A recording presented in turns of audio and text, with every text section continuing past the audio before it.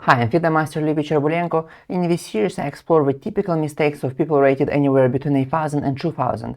This is a first reaction, no engine analysis, of a chess.com game played between 1909 versus 1923. Let's start. Alright, so e4, e6, d4, d5. This is called the French defense. Okay, knight c3, defending the pawn, developing the knight. Knight f6, developing the knight and attacking the pawn once again. There are also other moves. One, is like taking the pawn with the exchange variation, or there's like bishop b4, pinning the knight, the win-aware variation, and pressuring the e4 pawn. Now that the knight's pinned, the e4 pawn is pressured. There's multiple moves. But yeah, knight f6 is one of the moves. e5, gaining space, attacking the knight with tempo. Knight f2, d7, okay. Pawn f4. The point is to defend this pawn once again, to gain, more space, and then we want to put the knight behind the pawn. But, because we have a pawn on f4, the e5 pawn will be more reinforced. And also we'll have maybe an attack on the king side eventually, because like this pawn is advanced, it maybe eventually will go for f5. It also supports the knight on g5, maybe eventually will go knight g5, bishop d3, attack h7. So f4 really helps with the attack on the king side as well. c5. What's a typical idea? Whenever your opponent has a strong pawn center, you should always attack the base. You should always make a pawn break through the base. In this case, the base is d4, right? The d4 pawn guards the e5 pawn. It's a central pawn, it's the base. So that's why black should always put pressure on this pawn. If black can attack the base, then all this side attack stuff normally won't work, right? So that's a typical idea. c5, attacking the base. And ideally, usually, white wants to keep a pawn on d4. So ideally, white want to have a pawn on c3, so that whenever black takes, we can just play cd, right? Ideally. And then again, we keep a pawn on d4, which is guarding the e5 pawn. So we want to have a pawn on d4. But in this case, it's not possible, right? Because we cannot play c3. But it's still fine. To have a piece on d4 is also fine. Knight f3, okay. cd. But it's okay, or black could have put even more pressure, You don't necessarily need to release the tension too soon. That's another idea. You can always take, so why not just go knight c6 and keep the tension, don't be the first one to take. Usually at lower levels, people are too fast to take. They don't like the pressure. So a tip I could give you is don't be the first one to take. Keep the tension, and usually people don't like the tension and they will take first, and the one who takes first, the one who releases the tension first, usually is the one who loses that initiative, alright? So I'd say keep the tension, and if you keep the tension, your opponent will make the mistake at some point, okay? So yeah, knight c6 I think would have been fine. But okay, cd, yeah, knight takes d4, a6, I mean, a6 might be useful, yeah, to prevent ideas like, knight b5, knight d6, So a6 is quite useful. Also, maybe black would play b5 and bishop b7 later, right? But another move would be just knight c6, I think also would be fine. Because, I mean, d6 is guarded by the bishop, so I don't think knight b5 works here. So I think knight c6 would have been fine, actually. Maybe probably stronger, because you develop a piece. That's another thing, right? In the opening, prioritize piece development and castling. Piece development and castling, and not corner pawn moves. Okay, that shouldn't be your number one priority, okay? g3, I mean, yeah, okay, g3. I think white should put his bishop on I think white should play bishop e3. Knight c6, for example, yeah? Queen d2, and then long castle, and then this bishop should probably go to d3 on this great diagonal. This knight should then go to e2 after bishop d3 to e2 to reinforce the knight on d4. d4 is a key point for us. It's a central point, right? If d4 is weak, then nothing works. Whenever you have a central pawn or a central piece, you should over defend it, right? In this case, it's a central piece. We should over defend it, right? So bishop d3, knight c2, e2, so that whenever we take with a knight, we can take back with the e2 knight, right? Reinforce the d4 point, right? Whether it's pawn or piece. Or the same goes for, let's say, b5. Well, it's the same. You go here, here, here, say here is bishop d3, and then knight c2, e2. And then we should attack in the center and king side. Black's king is in the center, so we should open the game up. You know, maybe bring a rook here or here and then push f5. That should be our goal. Through push f5, remember a typical idea, whenever you have this pawn structure, f4, e5, we always advance the f pawn. Through attack right f pawn, through put pressure on the e6 pawn, through open the game up. Okay? That's usually the idea, through pressure the e6 pawn. But also sometimes is true, further push f6. Okay, also might be an interesting idea. But yeah, that's how white should have played. Okay, with bishop e3, queen d2, long castle, bishop d3, knight c2, e2. Not g3. Because, you know, g3, it might make some sense if white puts maybe like the bishop on h3. Like I said, then we have idea of f5 pressuring e6. But if they put it on g2, I mean, it's just stuck against the barrier, against the e6 d5 barrier. So why would you put the bishop here on a stuck diagonal rather than here, where when black castles and has his king on g8, we attack this Achilles heel, yeah? Weakest link in this case, which is h7. Much better, right? So I still like the bishop on d3 more than h3. But if you're gonna play g3, at least put it on h3, I think. But let's see. I mean, a3, I mean, again, waste of time, right? a3 is too slow. We should prioritize development. So play bishop h3, castle, and then go for f5, right? Something like this. I think would have made way more sense, you know? Or like bishop e3, queen d2, with previous stuff I showed you. But okay, let's see, a3, too slow. Queen b6, okay.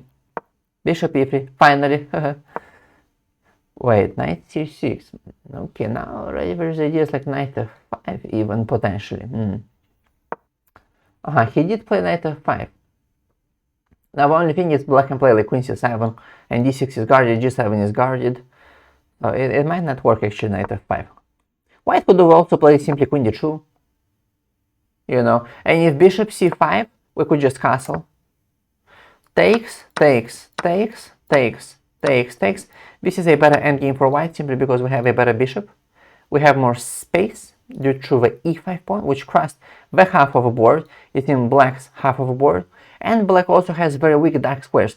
Due to the fact that he has all the pawns on the light squares, he has very weak, chronically weak dark squares. d6 especially, which is supported by the d6 pawn. Imagine we get a knight on d6 eventually. You know, the d4 square, you put a rook, you put a knight, they can never attack this rook, this knight with a pawn, with a c pawn, because they don't have one. You know, lots of weak dark squares, also potential for f5, right? Pawn storm. So white has a clear classical advantage, you know. He should just like put his rook maybe back and then maneuver the knight to d4, you know, and then go for f5. Or there's also, because black has a pawn on b5, there's also potentially this idea of a4, pawn break. See, always look at pawn breaks, f5, a4, right? Pawn break. Because if we get rid of b5, say like we take, yeah, and we take, then we isolate the a6 pawn. See, if you don't do anything about it, then a6, b5 is like okay. But if you play a4, you disrupt the pawn structure, he takes, you take, and then a6 becomes isolated.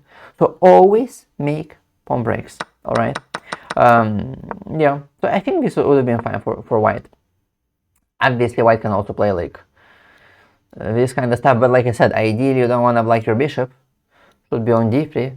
But in this case, because we played g3, I mean, they could put it like on h3, but still not ideal. You want it on d3. So I think queen d2 would have been fine. Yeah, probably the best queen d2. Yeah.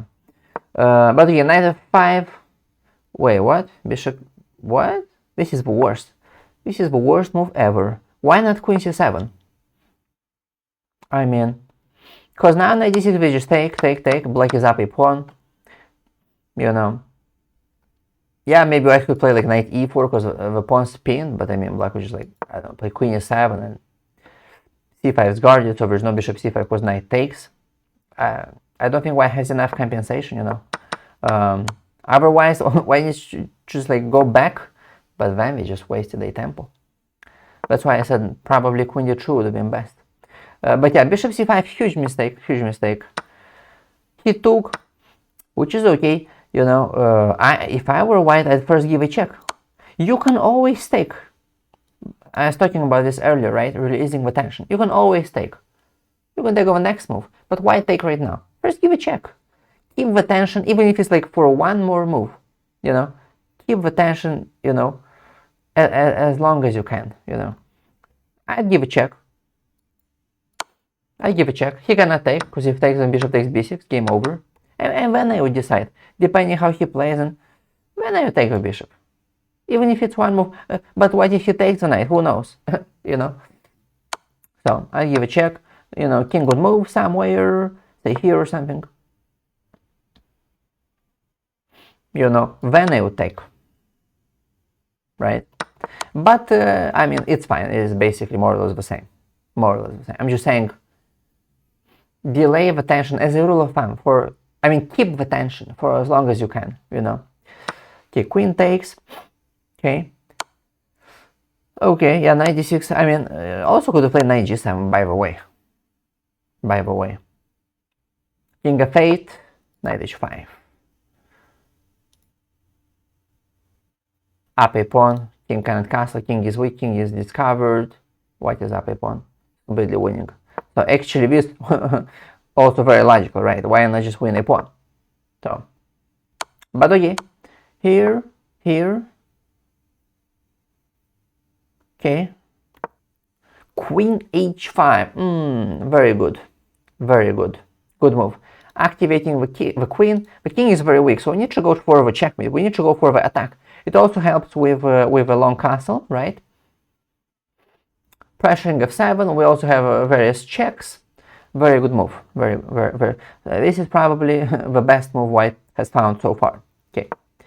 g6, weakening the complex of dark squares. Very terrible for black, but I mean, what else can he do? What else can he do? Okay, queen h4, check. Okay, f6, all right. Okay, yeah, very well, long castle. Okay, b4, attacking our knight. Okay, takes, queen takes. Now there's this kind of tension here. I mean, this queen on b4 might potentially become loose. If like this knight moves and the queen becomes loose, might be some tricks here for white. Let's see here. Ooh, rook takes d5. Very nice. Yeah, the idea is, but if ed, then we'll go knight takes d5, double attack on the king and the queen, and we win the queen. Very nice. I don't know if there's anything else here besides this. Yeah, rook takes d5. I think this is pretty good. Yeah, this looks pretty good. Okay, rook takes d5, yeah, very nice. Rook b8, attacking the b2 pawn. Knight c8 check, yeah? Okay, interesting. Is there anything else? I mean, there's ef even here, right? Check. Knight takes, now this knight is pinned. Now this knight is pinned.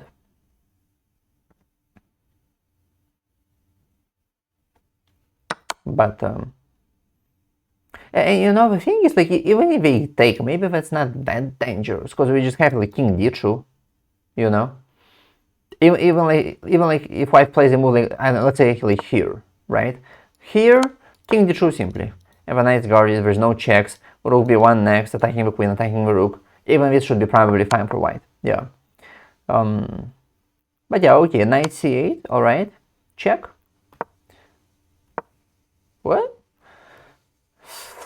What is this? So the point is that if rook h2 c8, then queen h7 check, correct? And then we just take on d7 and it's game over basically. Like let's say here, we just go here. And just, I mean, let's say check, we just go here. There's no checks anymore, and just checkmate here or checkmate here. Yeah. And if rook, but yeah, black should play rook b2 c8, obviously. But then there's no pressure on b2, you know. And then maybe we could play like bishop a6, take the pawn with tempo, attacking the rook, you know. rook moves here, say, and then maybe we go here, you know, attacking the knight, maybe f at some point, you know. Yeah, it looks pretty good for white. Looks pretty good for white. Yeah. Okay, but yeah, king d8, I mean, makes zero sense. I mean, queen takes f6. Oh my god. Okay. The knight's pinned, so we cannot take. Okay, here.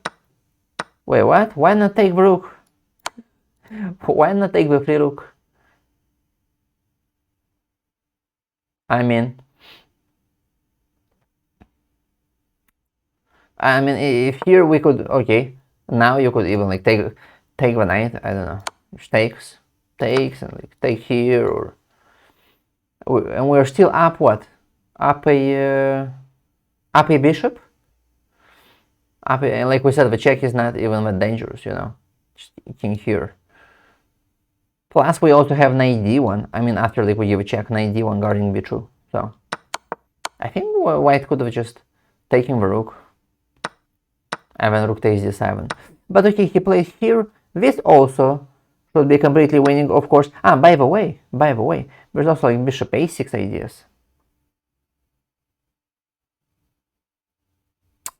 Right? Bishop a6, check. Yeah. Okay, let's see here. Check here. Okay. Now we're threatening this, this, and this. Rook d8. I mean, it's just checkmate. Checkmate move. Yeah. Yeah, very interesting game. Lots of ideas. Alright. I hope you enjoyed this video, and I will see you in the next one.